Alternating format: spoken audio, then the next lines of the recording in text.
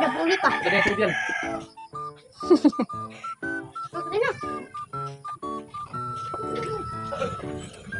Down.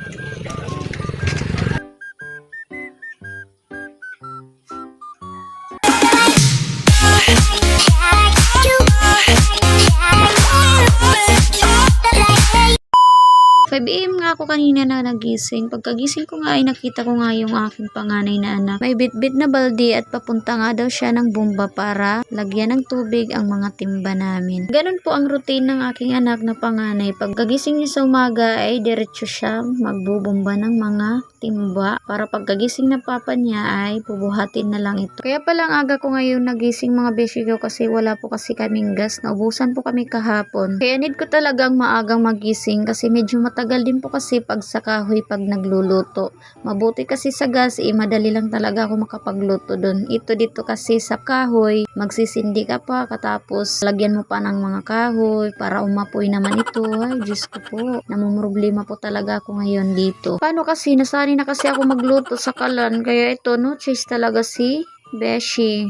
Ayan, nagpasindi na po pala ako dito ng apoy. At nilagay ko muna yung aming takore. At maghuhugas muna ako ng kaldero para lagyan na ito ng bigas. Nang matapos ng mahugasan ng kaldero ay lalagyan ko na ito ng bigas. Tatakal tayo dito ng bigas. Yan po, medyo marami pa naman yung aming bigas. Hindi pa ako namang problema ngayon ng sasaingin. Ang pinoproblema ko yung gas na naman. Pagkatapos dito, mga wishi ko, pagkatapos ko magtakal ay hinugasan ko na yung bigas at saka, Diyos ko po, namatay. Ito talagang pinakaayaw ko talaga mga beshi ko, yung magsasayang ako ng ganito. At saka ayaw pa talaga magpasindi ng pusporo. Diyos ko po, natagalan po talaga ako muna dito bago makasindi. Namatay po kasi. Kaya napasabi na lang talaga ako sa aking sarili na need ko talaga magising na ng umaga. Kasi dati mga beshi ko, 6 po AM na po ako nagigising. Kasi sa kalan po kasi mabilis ako makapagluto. Kaya 6 AM ako nagigising. Pero ngayon parang mag-iiba na. 5 AM pa lang magigising na talaga ako. Nagmaisa lang ko na nga ang aming kaldero. Ito, naupo muna ako saglit. Parang napaisip ako dito na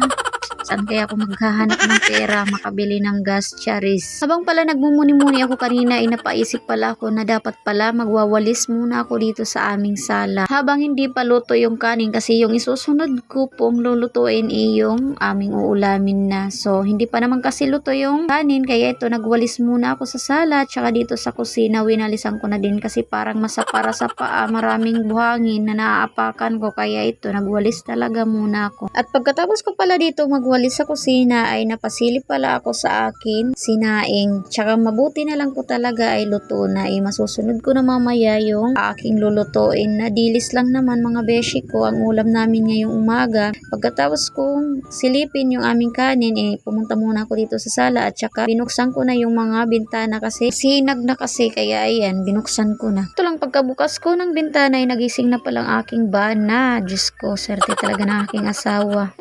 Kakain na lang yan mamaya mga beshi ko. Tsaka ayan, parang busy nga siya. Kinuha niya yung notebook kasi magdasulat siya ng mga tauhan niya dun sa trabaho niya. Hinaon ko na pala kanina yung kaldero at tsaka sininod ko na pala itong kawali namin kasi para magluto na ako ng dilis. Ayan na nga mga beshi ko. Mga ilang minuto ay naluto na pala ang dilis at tsaka hinaon ko na pala ito at ilalagay ko na sa mesa para maghanda na rin ako ng pagkain sa mesa para makakain na po ang aking mga estudyante. Partner pala ng aming dilis na ulam is kamatis. Nang makapaghanda na pala ako ng pagkain sa mesa, tinawag ko na ang aking mga anak at saka aking asawa para kumain na po kami. At saka fast forward po, pagkatapos po pala namin kumain ay binihisan ko na dito si Florian at saka tinalian ko ng buhok. Para pag pumasok ng mga aking anak ay hindi parang timbora tingnan na buhaghag yung buhok. At ang aking namang panganay ay nagsuot na din po siya ng sapatos.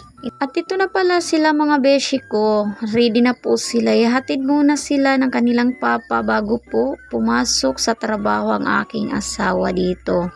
Kasi medyo malayo din po kasi ang paaralan dito sa amin. Kaya muna nila ihatid sa school ng kanilang papa. So paano ba yan mga beshi ko? Hanggang dito na lang po ang aking mini vlog. Sana na-inspire kayo sa aking mini vlog. Kung nagustuhan nyo po ang aking mini vlog, huwag pong kalimutan mag-follow and share.